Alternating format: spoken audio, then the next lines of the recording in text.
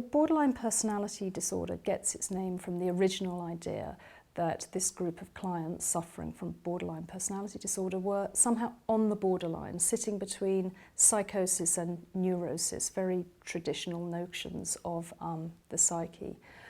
And that's actually quite an unhelpful way of thinking about it, because we've come to learn that borderline personality disorder is actually much more complex than that, and it doesn't fit very neatly into that type of categorization. So what we would look for is a range of symptoms, and clients presenting with borderline personality disorder will normally present with at least 3 or 4 quite serious symptoms, and within those symptoms there will be degrees of severity.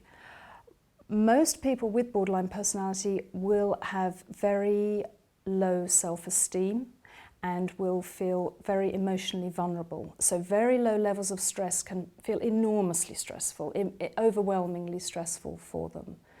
We would also commonly see a series of unstable relationships. So that might be with work colleagues, family, friends, partners, that relationships that sustain don't seem to be experienced. So relationships can be very intense and very exciting and then end catastrophically. The steadiness of a relationship seems to be sort of absent. And that emotional instability will be experienced by a borderline person as a kind of identity confusion. There will be times of great excitement and happiness, and times of bleak depression, and times of isolation and emptiness. Frequently when you're working with somebody who has a borderline presentation and you say, "How do you feel?"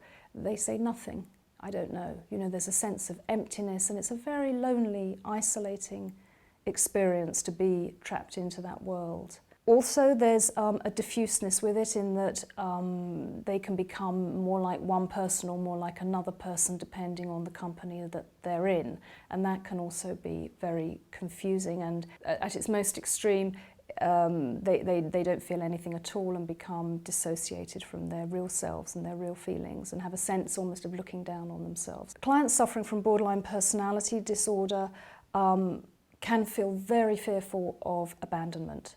So they'll often be very clingy with their partners and with their friends, and they can be clingy in their therapy as well.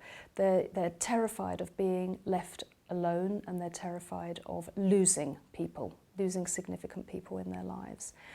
And they also have a tendency to act on impulse. They have very low impulse control. So when they feel bad, when they feel unhappy, they might do things like take drugs, use alcohol, spend too much money on credit cards, at its most extreme, self-harming or suicide attempts. So we call it acting out, a tendency to do something about the feelings that they're having rather than being able to bear the feelings that they're having.